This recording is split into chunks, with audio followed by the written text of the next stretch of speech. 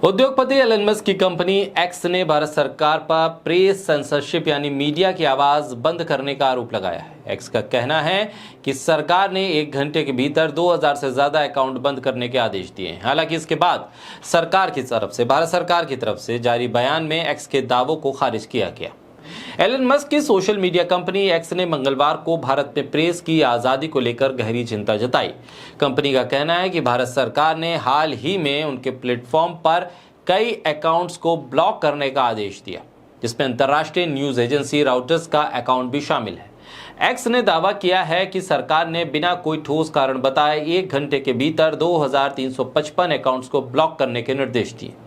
X के global government affairs account ने बताया कि 3 जुलाई को भारत सरकार ने सूचना प्रौद्योगिकी अधिनियम आईटी एक्ट की धारा 69A के तहत ये कार्रवाई करने को कहा है। कंपनी ने कहा है कि इस आदेश का पालन न करने पर उन्हें कानूनी कार्रवाई का सामना करना पड़ सकता है। एक्स ने इस मामले में कानूनी रास्ता तलाशने की बात भी कही।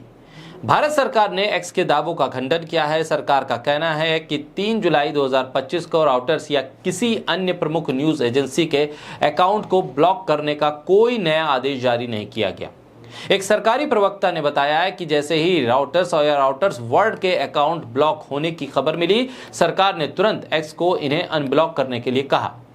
सरकार की तरफ से कहा गया है कि सरकार ने 5 जुलाई की देर रात से एक्स के साथ लगातार संपर्क किया, लेकिन एक्स ने तकनीकी कारणों का हवाला देकर देरी की। आखिरकार 6 जुलाई की रात 9 बजे के बाद राउटर्स और दूसरे अकाउंट्स को अनब्लॉक किया गया। एक्स ने बताया कि राउटर्स के अलावा तुर्की की TRT वर्ल्ड और चीन की ग्लोबल टाइम्स न्यूज जैसी अंतर्राष्ट्रीय न्यूज एजेंसियों के अकाउंट भी शनिवार शाम से भारत में दिखाई नहीं दे रहे थे। हालांकि जनता के विरोध के बाद सभी अकाउंट्स 24 घंटे के भीतर बहाल कर दिए गए। सरकार ने दावा किया कि एक्स ने अनब्लॉक करने में 21 घंटे से ज्यादा का वक्त लिया।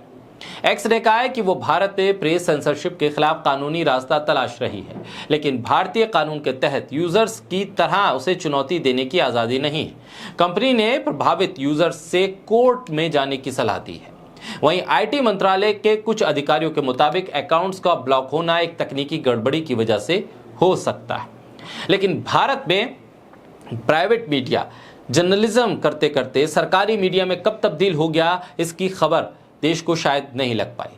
लेकिन अब 11 साल मोदी सरकार के शासन के बाद अब कहीं ना कहीं मीडिया की आज़ादी, शब्दों के इस्तेमाल और सरकार की तरफ से नियंत्रण की खबरें लगातार आने लगी। अब ये रोक सिर्फ भारत में काम करने वाले पत्रकार या भारत में काम करने वाली भारतीय कंपनियां या न्यूज़ चैनल्स के लिए नहीं, बल्कि विदेशी कंपनियों, विदेशी न्यूज़ एजेंसियों के लिए भी लागू हो रहा है। ऐसे में एक्स की तरफ से किया गया ट्वीट भारत के पत्रकारिता जगत की खबर को अंतर्राष्ट्रीय पटल पर लाने के लिए काफ़ी है। भारत में पत्रकारिता की स्थिति और सरकार का उसमें दखल कितना है, ये एक्स के इस ट्वीट से साफ होता है। ऐसे में ये मुद्दा अब अंतर्राष्ट्रीय पटल पे जा पहुंचा है। वैसे भी भारत की पत्रकारिता के मामले में रैंकिंग गिरती जा रही है। शायद एक वजह यह भी है कि सरकार उसमें हद से ज़्यादा दखल देने की कोशिश में रहती है। हालांकि एक्स के तमाम दावों को मौजूदा सरकार ने खारिज कर दिया है।